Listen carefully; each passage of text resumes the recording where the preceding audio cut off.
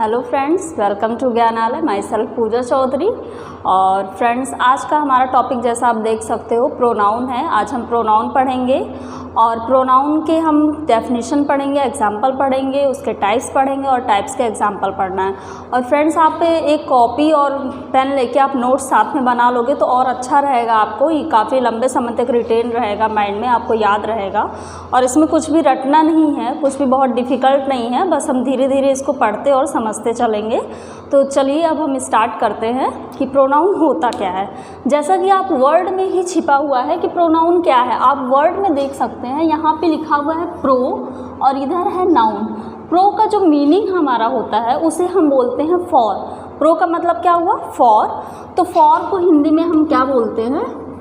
के लिए। ओके, तो इसका क्या मतलब हुआ कि नाउन के लिए, ठीक है, नाउन के लिए जिस शब्द का प्रयोग किया जाता है, नाउन के स्थान पे जिस शब्द का हम प्रयोग करते हैं उसे हम क्या बोलते हैं? प्रोनाउन बोलते हैं।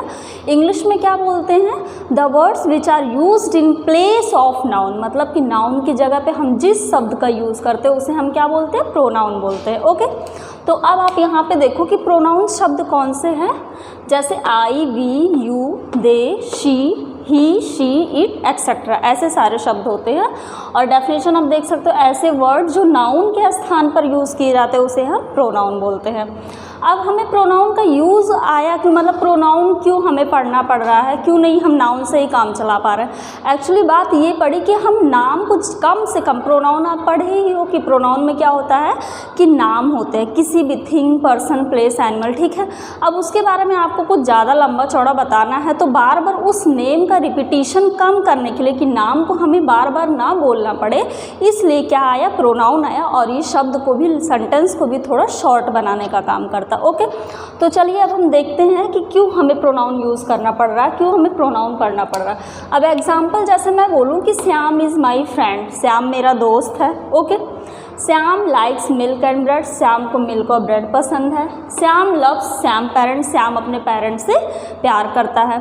तो मुझे क्या, आप यहाँ पे रिपीटिशन किस वर्ड का देख रहे हो वो आप देख सकते हो कि यहाँ पे नाउन बार बार रिपीट हो रहा है। श्याम, श्याम, श्याम, श्याम, क्या रिपीट हो रहा है आपका? श्याम बार बार रिपीट हो रहा। तो ये अच्छा भी तो नहीं लग रहा कि मैं बार बार बोलूँ श्याम मेरा दोस्त है, श्याम को ये पसंद है, श्याम ये करता है, तो ऐसे काफ़ी लंबा हो जाएगा। अभी तो एक पर्सन का, अगर मुझे ढेर सारे लोगों को बोलना है तो एक एक लोग का नाम अगर हम लेंगे तो हम उसके बारे में बता ही नहीं पाएंगे, इतना टाइम लग जाएगा। ओके, तो अब आप यहाँ पे देखो, फर्स्ट सेंटेंस के स्टार्टिंग में हमने यूज़ कर लिया, चलो एक बार यूज़ किया वो तो ठीक है, श्याम मेरा दोस्त है। अब आगे हम जो भी बात करेंगे वो श्याम के बारे में बात करेंगे, तो अब वहाँ पे आपको नाम लेने की ज़रूरत तो है नहीं बार बार श्याम, तो उसके लिए हमें क्या यूज़ करना है? Pronoun.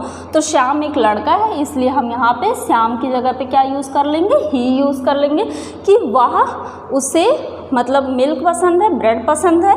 Shyam love his parent, he loves his parents. Okay, उसे अपने अपने पेरेंट्स से क्या है? प्यार है। ओके, तो अब आपको समझ में आ गया कि हमें यूज़ क्या करना है, प्रोनाउन को किस तरीके से यूज़ करना और प्रोनाउन क्यों आया। ओके, नाउन के रिपीटिशन को कम करने के लिए क्या आया है? प्रोनाउन आया है। अब आप यहाँ पे देख सकते हो कि टाइप्स ऑफ प्रोनाउन, जो कितने प्रकार होते हैं प्रोनाउन के। जैसा कि इधर आप देखो, personal pronoun, possessive pronouns, reflexive pronouns, demonstrative pronouns, interrogative pronouns, relative pronouns, indefinite pronouns है, रेसिप्रोकल प्रोनाउंस। तो अब हम आगे इसके बारे में पढ़ेंगे कि हमारा पर्सनल प्रोनाउन क्या होता है, इसके एग्जांपल्स क्या होते हैं, पोसेसिव प्रोनाउन क्या होता है और इसके एग्जांपल्स क्या होते हैं।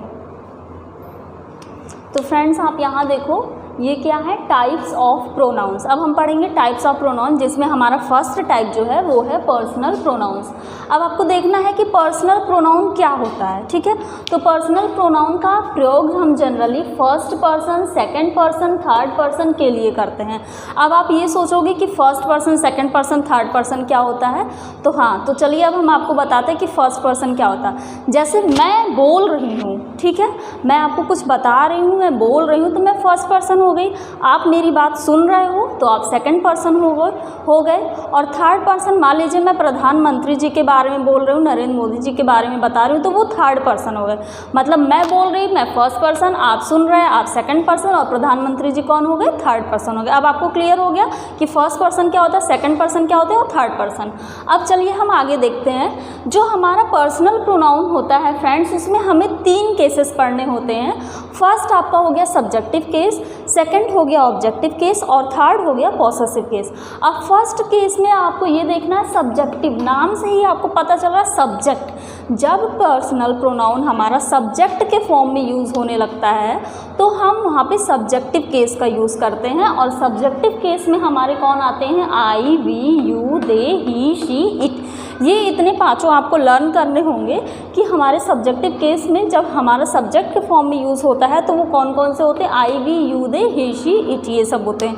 तो फ्रेंड्स सब्जेक्ट और प्रेडिकेट, अगर आप फर्स्ट टाइम मेरा वीडियो देख रहे होगे तो आपको अभी नहीं पता होगा, मे भी पता ही हो कुछ लोगों को, बट अगर आपको सब्जेक्ट प्रेडिकेट का क्लियर करना है तो आप हमारे वीडियो में जाके देख सकते हो। सब्जेक्ट प्रेडिकेट नाम से वीडियो बना हुआ, वहाँ पे मैंने ब्रीफली एक्सप्लेन किया है और आप अच्छे तरीके से समझ भी जाओगे कि सब्जेक्ट क्या होते हैं और प्रेडिकेट क्या होते हैं, क्योंकि इसके आगे बहुत सारे यूजेस हैं। अभी हमें फिर आगे ऑब्जेक्ट का भी यूज़ करना है। तो चलिए अब हम देखते हैं जो फर्स्ट पर्सन हुआ, जैसे मैं या हम लोग अगर एक से ज़्यादा रहे तो हम लोग बोल रहे हैं या फिर मैं बोल रही तो मैं फर्स्ट पर्सन हो गई। यू मतलब कि आप हो गए तो आप सेकंड पर्सन हो गए।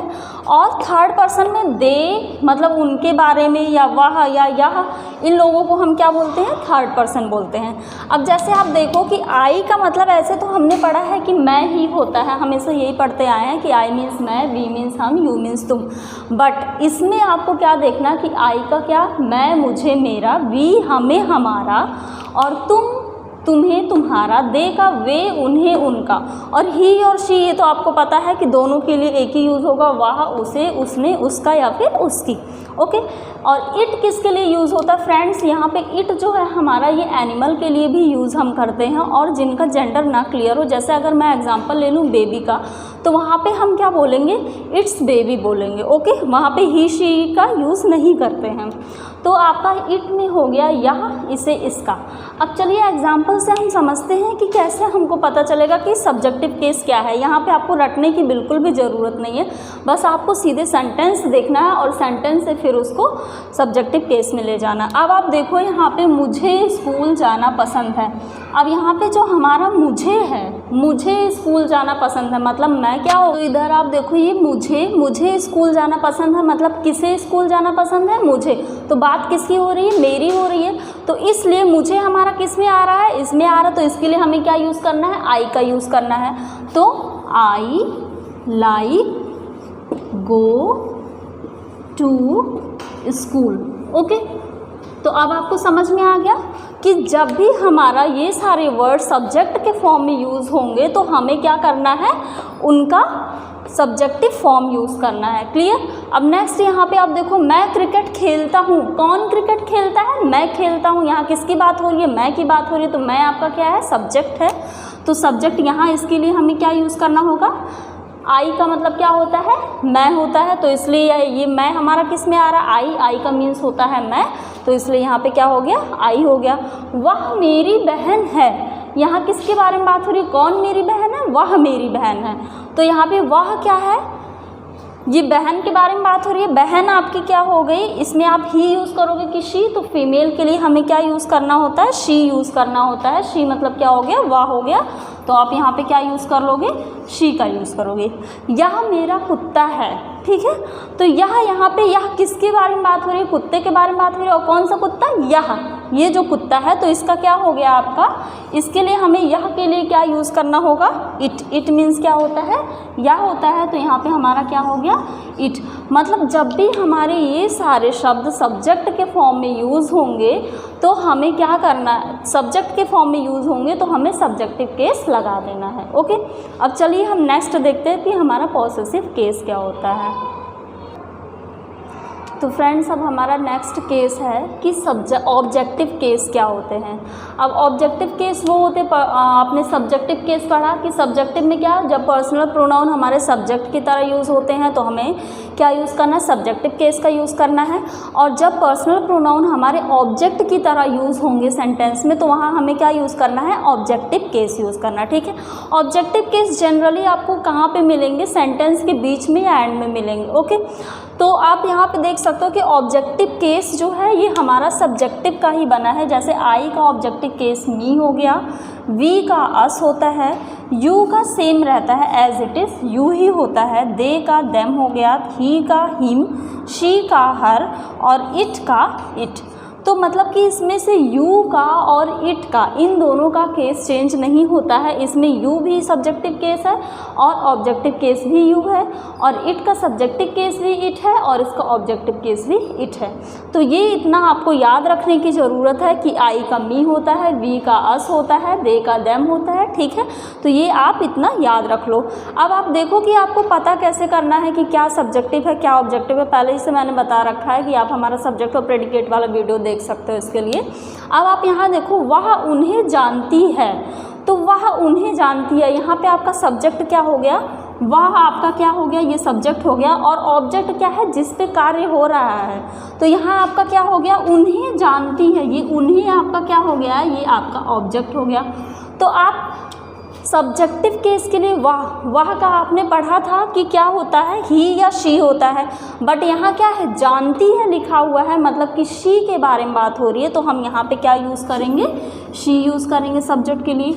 और इधर क्या है, उन्हें लिखा हुआ है, उन्हें, बट यहाँ पे किस फॉर्म में आ रहा है, हमारा ऑब्जेक्टिव फॉर्म में आ रहा है, ये हमारा ऑब्जेक्ट है, तो इसलिए इसका ऑब्जेक्टिव केस हम यूज़ करेंगे। तो उन्हें का ऑब्जेक्टिव केस क्या होता है, जैसे दे में आपने पढ़ा था कि उन्हें होता है, वे उन्हें, तो दे का ऑब्जेक्टिव केस आपका क्या हो गया, देम होता है, तो इसलिए यहाँ पे हम क्या यूज़ करेंगे, देम का यूज़ करेंगे। क्लियर, आपको समझ में आ गया कि सब्जेक्टिव ये हो गया, और उसका फिर अगर ऑब्जेक्ट आ रहा है तो दे का ऑब्जेक्टिव फॉर्म क्या होता है, देम होता है, तो हम यहाँ देम यूज़ करेंगे।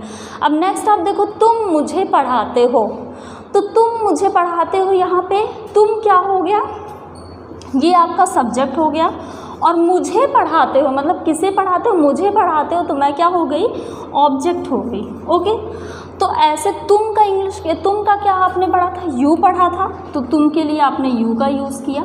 और मुझे के लिए क्या यूज़ होगा, मुझे आपने किसमें पढ़ा था, आई में पढ़ा था ना, मैं, मुझे, मेरा।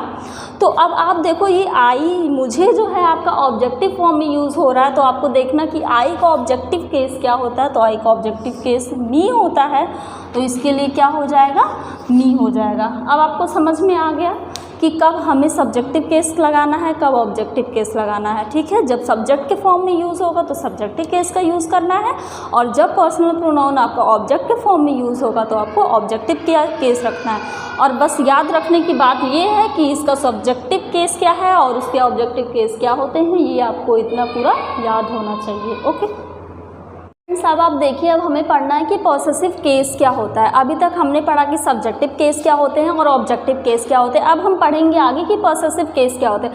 अब पॉसेसिव केस में ये देखना कि हमें इनका यूज़ कब करना होता है। पॉसेसिव मीन्स होता है अधिकार या फिर ऑनरशिप। ओके, अधिकार जताना, हक जताना या ऑनरशिप, तो उसके लिए हमें क्या यूज़ करना होता है, पॉसेसिव का यूज़ करना होता है। जिस पे आप हक जताते हो तो उसके लिए आप क्या यूज़ करोगे, पॉसेसिव केस का यूज़ करोगे। जैसे मैं बोलूँ, यह मेरा कार, यह मेरा मार्कर है, मेरा मार्कर, मेरा घर, मेरे दोस्त, मेरी फैमिली, तो हम हक जता रहे हैं ना, मतलब कार पे, मार्कर पे, गाड़ी पे, फैमिली पे, तो वो सब हम क्या बता रहे हैं कि ये मेरा है। ठीक है, उस पर हम क्या जता रहे हैं, हक जता रहे हैं, वो मेरा अधिकार है। तो उसके लिए हमें क्या क्या यूज़ करना होता है। अब देखिए कि पॉसेसिव प्रोनाउंस में आपके आते क्या है। इसमें है पॉसेसिव केस में my, our, your, their, his, her, it. अब आप ये भी देखो कि माई का यहाँ पे क्या हो जाता है, कभी कभी हम माइन का भी यूज़ करते हैं, जबकि माई मीन्स भी मेरा होता है और माइन मीन्स भी मेरा होता है।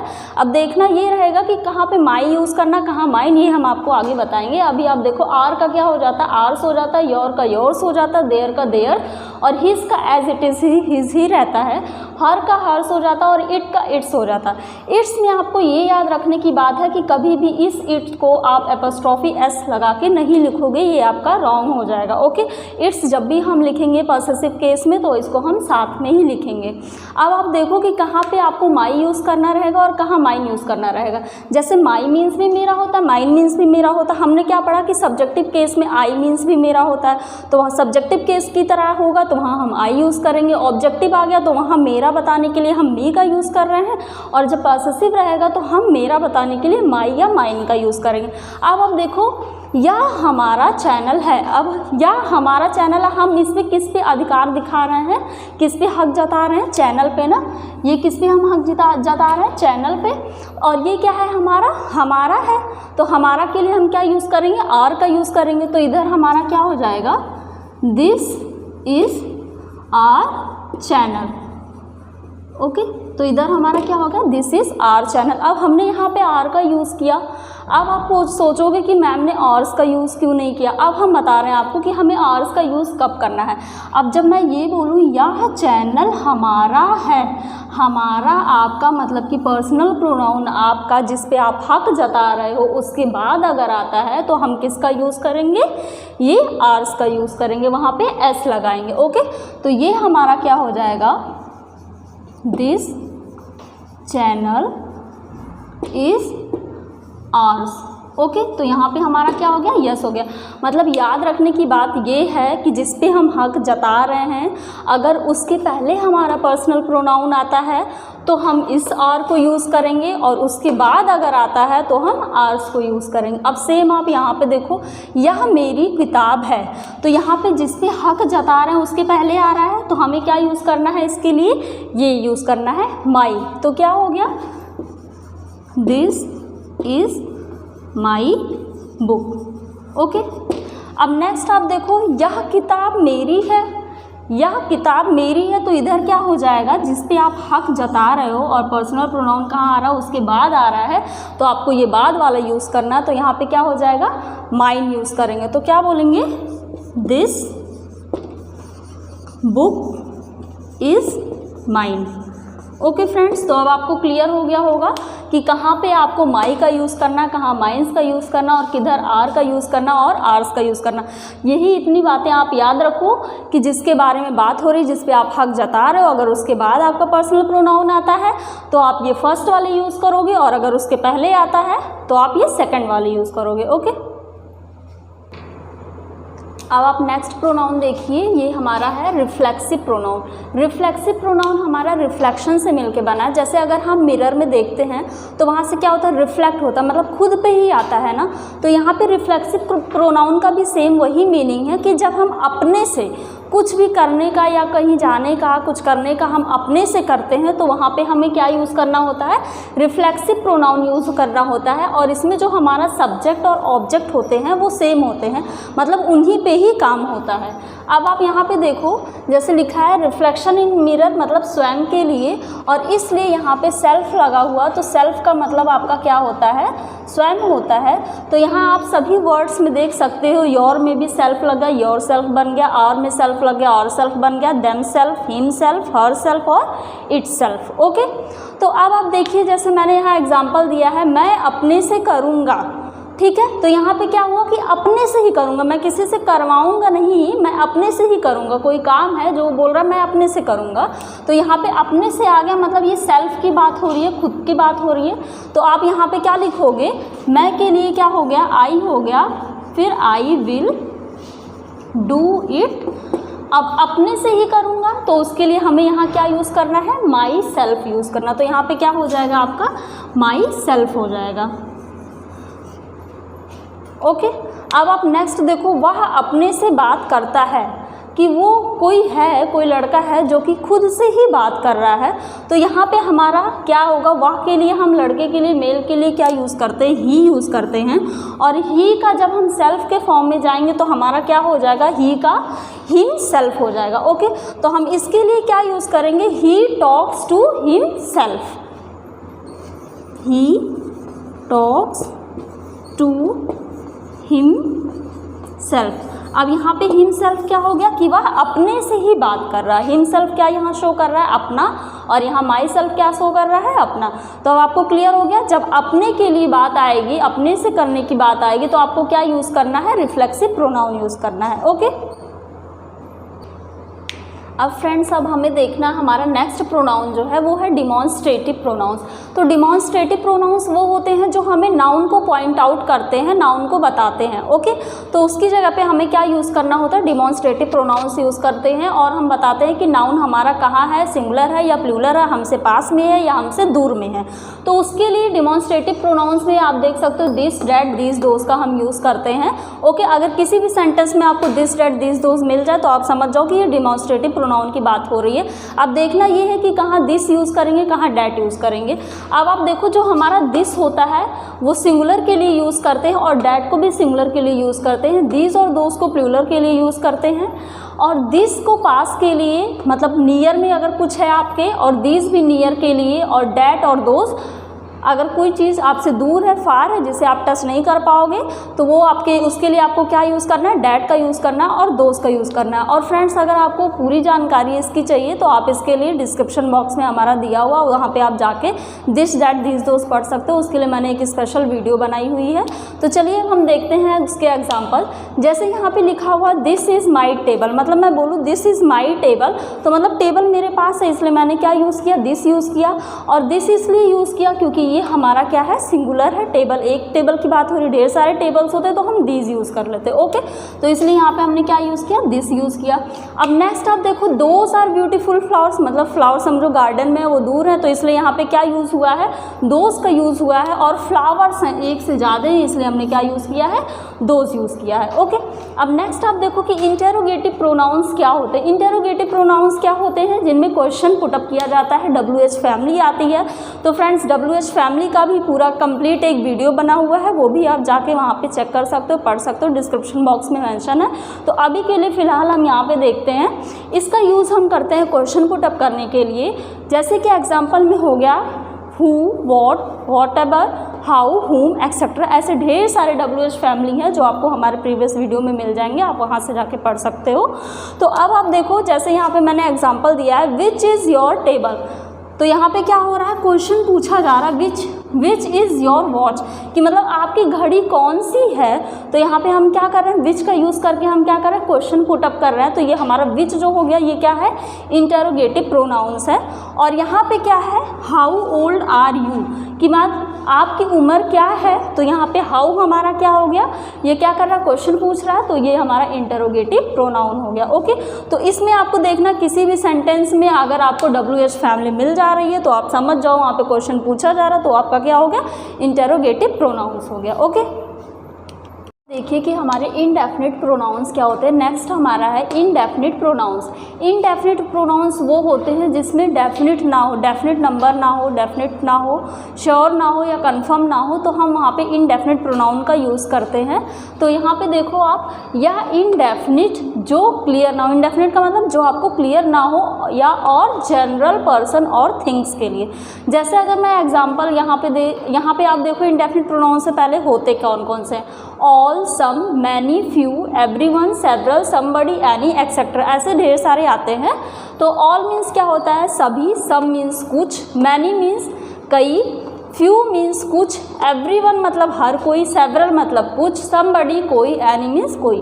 ठीक है, तो अब आपको देखना ये है कि हम पर्टिकुलर एक एक लोग का नाम ना लेके हम ऑल करके भी बोल सकते हैं। जैसे अगर मैं यहाँ पे एग्जांपल देखूँ, ऑल बॉयज़ आर गुड, तो यहाँ पे मैंने शॉर्ट में बता दिया इनडेफिनिट का यूज़ करके कि ऑल बॉयज़, सभी लड़के अच्छे हैं। या तो मैं पर्टिकुलर नाम लूँ एक एक बच्चे का, Aman is good, Rohan is good, Shyam is good.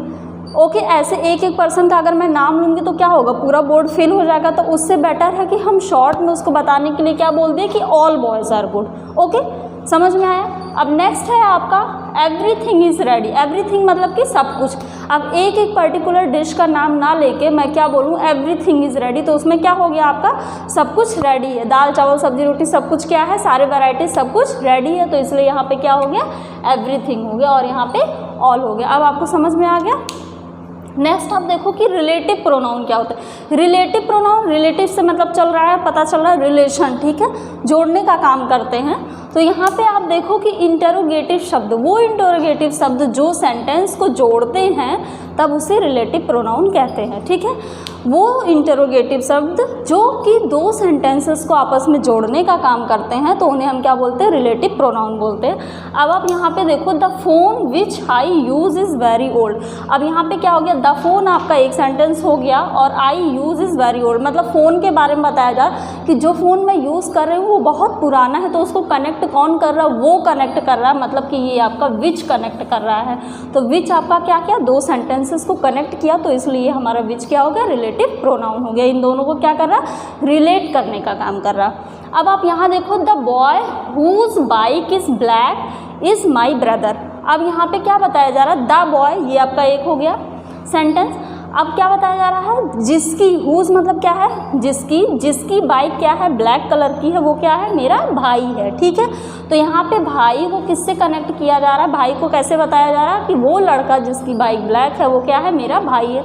तो यहाँ पे कनेक्ट कौन कर रहा है, ये वो कर रहा है, ठीक है, जिसकी। तो ये क्या करते हैं, जोड़ने का काम करते हैं। और इनडेफिनिट क्या होते हैं, जो कि हमारे क्लियर ना हो। अब चलिए हम नेक्स्ट प्रोनाउन अपना देखते हैं। अब हमारा फ्रेंड्स लास्ट हम पढ़ने जा रहे हैं प्रोनाउंस के टाइप, जिसका नाम है reciprocal pronoun. Okay, reciprocal pronoun आपको देखना है कि जब दो या दो से ज़्यादा लोग सेम एक्शन कर रहे हैं, मतलब दो पर्सन हो या उससे अधिक हो और वो सेम किसी एक काम को कर रहे हो, सेम एक्शन कर रहे हो, या तो बात कर रहे हो या लड़ रहे हो या खा रहे हो या कुछ भी कर रहे हो, मतलब सेम होना चाहिए, जो भी उनका कार्य है वो क्या हो, दोनों का सेम होना चाहिए, ठीक है। तो उसे हम क्या बोलते हैं, रेसिप्रोकल प्रोनाउन बोलते हैं। और रेसिप्रोकल प्रोनाउंस में आते क्या हैं आपके, ईच अदर आता है और वन एंड अदर आता है। ओके, तो ईच अदर कब हम यूज़ करेंगे और कब वन एंड अदर यूज़ करेंगे। ईच अदर को हम यूज़ करते हैं दो लोगों के लिए, अगर दो लोगों की बात हो रही है तो हम हमेशा ईच अदर का यूज़ करेंगे। और वन एंड अदर को रेयरली, मतलब बहुत रेयर है ये कि जब हम वन एंड अदर को दो लोगों के लिए यूज़ करते हैं। अदरवाइज़ हमेशा हम किसके लिए यूज़ करते हैं, मोर देन टू के लिए। इसको आप इस तरीके से भी याद रख सकते हो, जैसे ईच अदर, इसमें आप देखो एक एक, यहाँ पे दो हो गया ना आपका, सिर्फ ये दो लोगों के लिए। यहाँ पे वन एंड अदर, तो ये आपके कितने वर्ड्स हो गए, तीन हो गए। तो मतलब कि आपको क्या समझ में आया कि मोर देन टू। तो ये भी एक ट्रिक है, आप इससे याद रख सकते हो कि वन एंड अदर को हम मोर देन टू के लिए यूज़ करते हैं और ईच अदर को दो लोगों के लिए यूज़ करते हैं। तो अब आपको यहाँ तक क्लियर हो गया। अब इसमें नोट की बात ये है कि जब दो लोग किसी सेम एक्शन को करेंगे तो उसमें हमारा जो वर्ब होगा वो क्या होगा, एक ही तो होगा, क्योंकि दोनों लोग मिलके क्या कर रहे हैं, दो या दो से अधिक लोग मिलके क्या कर, एक ही कार्य को कर रहे हैं। तो हमारा जो वर्ब होगा, एक्शन होगा, वो क्या होना चाहिए, एक ही होना चाहिए। ओके, नेक्स्ट आपको ये याद रखना, नॉट यूज विद सिंगुलर। इसका ईच अदर और वन एंड अदर का प्रयोग हम कभी सिंगुलर के साथ नहीं करते हैं, क्योंकि आपको यहीं पे ही पता चल रहा कि जब ये दो या दो से अधिक हो गए तो वो सिंगुलर रह ही नहीं गया। तो इसका मतलब क्या है कि हमें सिंगुलर के साथ यूज़ नहीं करना है। अब चलिए हम एग्जाम्पल देखते हैं। जैसे यहाँ हमने लिखा Ram and Priya are talking each other. यहाँ पे पहले आप चेक करो कितने लोग हैं। तो ये एक हमारा राम हो गया, एक प्रिया हो गया, दो लोगों की बात हो रही है। अब दो से आपके दिमाग में तुरंत स्ट्राइक कर जाना चाहिए कि दो के लिए हमें क्या यूज़ करना है, ईच अदर को यूज़ करना है। ओके, और ये लोग कर क्या रहे हैं, बातें कर रहे हैं, मतलब कि जो हमारा वर्ब है वो क्या है, सिर्फ एक ही है ना, दोनों क्या कर रहे हैं, एक दूसरे से बात कर रहे हैं। तो इसलिए यहाँ पे क्या हमने यूज़ किया, ईच अदर। ओके, अब नेक्स्ट आप देखो, the 6 men shouted one and other, मतलब 6 आदमी हैं जो कि एक दूसरे पे चिल्लाए जा रहे हैं। ठीक है, तो यहाँ पे क्या हो गया, ये 6 मतलब कि मोर देन 2 की बात हो रही है। तो इसलिए हमें क्या यूज़ करना चाहिए, वन एंड अदर का यूज़ करना चाहिए। और वर्ब हमारा क्या है, शाउटेड है, कि जो 6 आदमी हैं वो लोग क्या कर रहे हैं, एक दूसरे के ऊपर चिल्लाए जा रहा है, शाउट करते जा रहे हैं। इसलिए हमने यहाँ पे क्या यूज़ किया, 6 है तो इस वजह से क्या यूज़ किया, वन एंड अदर यूज़ किया। तो फ्रेंड्स, अब हमारा यहाँ पे रेसिप्रोकल प्रोनाउन ख़त्म होता है। अब आपने प्रोनाउन भी पढ़ लिया, उसके टाइप्स भी पढ़ लिए। और एग्जाम्पल्स भी पढ़ लिए और डेफिनेशंस भी पढ़ लिए। तो फ्रेंड्स अब अगर आपको कोई भी डाउट हो तो वो आप हमें कमेंट सेक्शन में कमेंट करके पूछ सकते हैं। और अगर आपको हमारा ये सेशन पसंद आया हो तो आप प्लीज़ लाइक शेयर और सब्सक्राइब करें। और हाँ, अगर आपको दिस डैट दोज ना समझ में आया हो अच्छे से तो आप उसके लिए डिस्क्रिप्शन बॉक्स में जाके वहाँ पे लिंक दिया गया है, आप वहाँ से पढ़ सकते हैं। और WH फैमिली का भी लिंक दिया गया है, आप उसे भी वहाँ से पढ़ के क्लियर कर सकते हैं। Okay, thank you.